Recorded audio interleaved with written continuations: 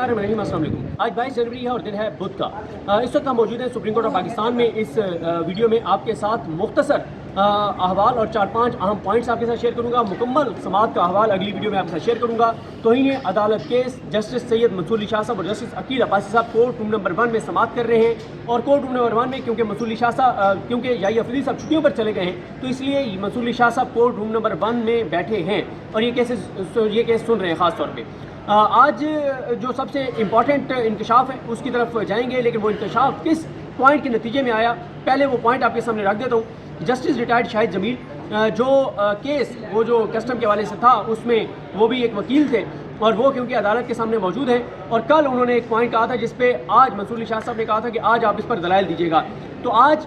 जो शाहिद जमील साहब हैं उन्होंने बहुत एक इम्पॉर्टेंट नुक्ता अदालत के सामने रखा कि उन्होंने प्रैक्टिस एंड प्रोसीजर एक्ट जो है उसको पढ़ा और उसको पढ़कर उन्होंने अदालत को ये कहा कि जितने भी सुप्रीम कोर्ट में केसेस आएंगे वो तमाम के तमाम केसेस रेगुलर कमेटी के सामने रखे जाएंगे, जो कि याहिया अफरीदी साहब, मंसूर अली शाह साहब और जस्टिस अमीनुद्दीन खान पर मुश्तमिल कमेटी है। और इस पॉइंट को आगे बढ़ाने से पहले ये भी अर्ज़ कर दूं कि शाहिद जमील साहब ने आज ये बात कही कि प्रैक्टिस एंड प्रोसीजर में सुप्रीम कोर्ट ने मान तो लिया कि पार्लियामेंट का इख्तियार है कि वो सुप्रीम कोर्ट के इंटरनल मामलात को रेगुलेट कर सके, लेकिन फिर वही हुआ जिसके खदशात थे कि उसके बाद फिर एक और अमेंडमेंट कर दी गई प्रैक्टिस एंड प्रोसीजर एक्ट में और जस्टिस मुनीब अख्तर साहब को निकाल बाहर किया गया कमेटी से और जस्टिस अमीनुद्दीन खान उनको कमेटी में शामिल कर लिया गया। जस्टिस रिटायर्ड शाहिद जमील साहब ने जो दलाइल दिए उसमें शाहिद जमील साहब ने जो एक बहुत इंपॉर्टेंट नुक्ता अदालत को बताया और उसको इस्टेब्लिश किया उन्होंने अपने आर्गूमेंट्स के साथ। वो नुक्ता ये था कि सुप्रीम कोर्ट में जितने भी केसेस आएंगे, जितने भी केसेस दायर होंगे, वो तमाम के तमाम रेगुलर कमेटी के सामने रखे जाएंगे, जो कि मंसूर अली शाह साहब, याहिया अफरीदी साहब और अमीनुद्दीन खान साहब पर मुश्तमिल है। और वो कमेटी ये फैसला करेगी कि कौन से केसेस हमारे पास यानी रेगुलर बेंचों के पास रहेंगे और कौन से आईनी बेंच के पास जाएंगे। और यहाँ पे इसी से जुड़ा हुआ एक नुक्ता जो कल बैरिस्टर सलाउद्दीन साहब ने बयान किया था, वो ये नुक्ता ये था कि अगर ये रेगुलर कमेटी ये समझती है कि फलां केस जो है वो आईनी बेंच के पास जाना चाहिए, तो उस कमेटी को उसके ऊपर स्पीकिंग ऑर्डर करना होगा। उस कमेटी को बताना होगा स्पीकिंग ऑर्डर में कि आइन के फलां आर्टिकल के तहत, फलां कानून के तहत और फलां रूल के तहत, फलां लीगल और कॉन्स्टिट्यूशनल फ्रेमवर्क के तहत ये मामला रेगुलर बेंच के सामने नहीं जा सकता, ये जाएगा आईनी बेंच के सामने। स्पीकिंग ऑर्डर ज़रूरी है, स्पीकिंग ऑर्डर के बगैर ये नहीं हो सकता। और इसको जो इस वक्त इसी पॉइंट पे जब उन्होंने ये पॉइंट इस्टेब्लिश किया कि रेगुलर बेंच के सामने सारे केसेस जाएंगे और रेगुलर बेंच आके डिसाइड करेगा कि कौन से रेगुलर बेंच के रेगुलर कमेटी फैसला करेगी कौन से रेगुलर बेंचेस के पास जाने और कौन से आईनी बेंचों के पास। यहाँ पे इंकशाफ किया जस्टिस सैयद मंसूर अली शाह साहब ने। वो इंकशाफ ये है, उन्होंने कहा कि आज तक जब से याहिया अफरीदी साहब की सरबराही में ये कमेटी बनी है, इस तरह से नहीं किया गया कि जितने भी सुप्रीम कोर्ट के केसेस हैं वो रेगुलर कमेटी के सामने रखे जाएं और कमेटी फैसला करे कि कौन से रेगुलर बेंचों के पास जाने हैं और कौन से जाने हैं आईनी बेंच के पास। और ये आज बहुत बड़ा इंकशाफ है कि याहिया अफरीदी साहब जो हैं वो 26वीं आईनी तरमीम के बावजूद जो चीज़ें उनको करनी चाहिए, यानी 26वीं आईनी तरमीम ने वैसे तो पाकिस्तान के अदलिया को तबाह और बर्बाद कर दिया, अदलिया की आज़ादी को ख़त्म कर दिया, लेकिन उस सब के बावजूद भी जो चले 26वीं आईनी तरमीम की जो तबाही और बर्बादी हुई है उसमें भी जो उन्होंने यानी रूल्स ऑफ द गेम तय किए हैं, जो प्रोसेस तय किया है, जो उन्होंने तरीक़ाकार उन्होंने तय किया है, जो प्रोसेस उन्होंने तय किया है, उस प्रोसेस को भी justice Yahya Afridi chief justice Pakistan, जिनको 26वीं आईनी तरमीम के बाद जरदारी और नवाज शरीफ ने बैठ के सिलेक्ट किया, नवाज शरीफ और जरदारी ने फैसला किया। अब उनको किसने कहा था वो मुझे बताने की ज़रूरत नहीं है, आप सब समझदार हैं, आपको पता है कि नवाज शरीफ और जरदारी कहाँ से इंस्ट्रक्शंस लेते हैं, कहाँ से अहकामात लेते हैं, कहाँ से ऑर्डर्स लेते हैं और इन दो जमातों की क्या हैसियत और औकात है वो भी आपको पता है। बल्कि मैं हैरान हूँ कि सोशल मीडिया पे, क्योंकि हम तो 2-3 दिन से अदलिया के मामलात में इतने बिजी हैं कि इसी से ही फुर्सत नहीं मिलती, समाअत के बाद और बहुत सारी चीज़ें। लेकिन मैं देख रहा था, जो मुझे मेरी असेसमेंट अगर गलत है तो आप ज़रा मुझे बता दीजिएगा, मेरा ख्याल है कि वो जो एक इंकशाफ सामने आया है कि मियाँ नवाज शरीफ के लिए बाथरूम में डील हुई थी,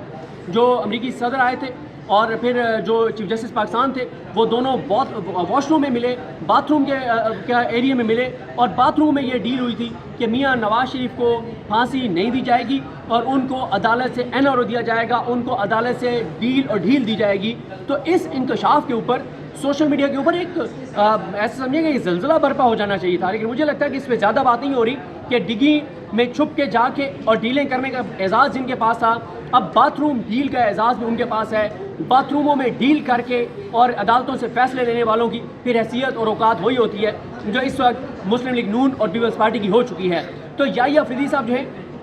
وہ سب کچھ سرنڈر کر چکے ہیں، سب کچھ وہ سہولت کاری کر رہے ہیں، وہ سب کچھ امین الدین خان صاحب کے حوالے کر چکے ہیں. اور آج عدالت میں یہ بھی انکشاف ہوا، جہاں پہ یہ انکشاف ہوا کہ ریگولر کمیٹی کے سامنے تمام کیسز نہیں رکھے جا رہے، ریگولر کمیٹی کے سپیکنگ آرڈرز نہیں ہیں. وہیں پہ یہ بھی انکشاف ہوا کہ سارے کیسز جو ہیں وہ آئینی کمیٹی کے پاس جا رہے ہیں اور آئینی کمیٹی اس میں سے اپنی مرضی کی چیزیں جو ہے وہ پک کر رہی ہے کہ یہ ہمیں دے دیں، یہ ہم سنیں گے، باقی مال تو جیسے ہوتا ہے نا کہ کھانے کی ٹیبل کے اوپر پہلے جو ہے وہ کسی ایک شخصیت کے سامنے آپ ساری چیزیں لے جائیں اور وہ کہے کہ یہ تو سائڈ پہ کر دو نا، یہ تو اچھی چیزیں ہیں کھانے کی، یہ تو میں کہوں گا، باقی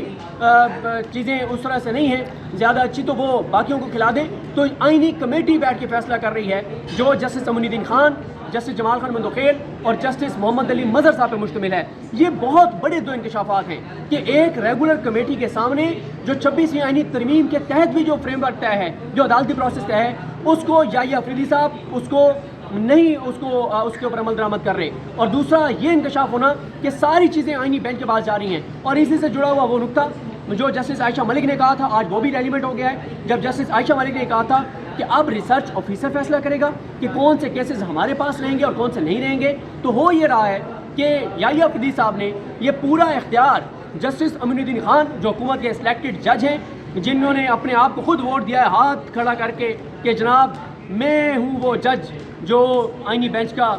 سربراہ جو ہے وہ بنوں گا. تو انہوں نے امین الدین خان صاحب جو ہیں وہ امین الدین خان صاحب ان کے حوالے سارا کچھ یحییٰ افریدی صاحب نے کر دیا ہے. اب اس میں دو چیزیں ہیں، کچھ لوگ کہتے ہیں کہ یہ یحییٰ افریدی صاحب کا امین الدین خان صاحب کے ساتھ اور اس نظام کے ساتھ گٹھ جوڑ ہے کہ انہوں نے اس نظام کے ساتھ سودے بازی کی ہے کہ مجھے چیف بنا دو، جو میرے لائق حکم ہوگا، جو خدمت ہوگی میں حاضر ہوں. ایک یہ پوائنٹ آف ویو ہے، ایک یہ انالیسس ہے، غلط بھی ہو سکتا ہے، ٹھیک بھی ہو سکتا ہے. دوسرا انالیسس یہ ہے کہ نہیں، یحییٰ افریدی صاحب شاید 26ویں آئینی ترمیم کو سمجھ ہی نہیں پا رہے اور ابھی وہ سیکھ رہے ہیں، ابھی وہ سمجھ رہے ہیں اور وہ ابھی اس پروسیس میں ہے سیکھنے کے کہ ان کو سمجھ نہیں آ رہی کہ 26ویں آئینی ترمیم دراصل کہتی کیا ہے. تو یہ وہ دو پوائنٹ آف ویو ہیں. اب ان میں سے کون سا پوائنٹ آف ویو ہے یا تیسری کوئی اور چیز ہو سکتی ہے کہ اگر یحییٰ افریدی صاحب کے ذہن میں کوئی اور پلان ہے، کسی اور پلان پہ وہ چل رہے ہیں، تو وہ اللہ کی ذات بہتر جانتی ہے. کم از کم باقی تو ہمیں کہیں سے نہیں پتہ چلا کہ ان کے ذہن میں کیا ہے، کیونکہ اب تک یحییٰ افریدی صاحب وہی کام کر رہے ہیں جو یہ نظام چاہتا ہے، جو یہ حکومت چاہتی ہے،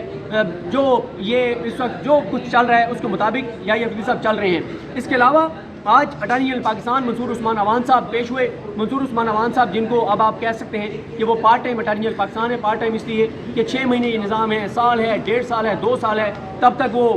پارٹ ٹائم جو ہے وہ اٹارنی جنرل پاکستان ہے. لیکن فل ٹائم اب وہ سیاستدان ہیں، کیونکہ وہ وہاں جا کے فیتے کاٹ رہے ہیں، وہاں جا کے تختیاں لگا رہے ہیں، وہ انہوں نے اپنے علاقے میں جا کے سیاست شروع کر دی ہوئی ہے. لیکن وہ فل ٹائم سیاستدان تو ہیں منصور عثمان عوان صاحب، لیکن فی الوقت وہ جونیئر سیاستدان ہیں. یعنی کرنی تو انہوں نے فل ٹائم سیاست ہے، لیکن فی الوقت وہ جونیئر سیاستدان ہیں. تو 3 اس وقت ان کے پاس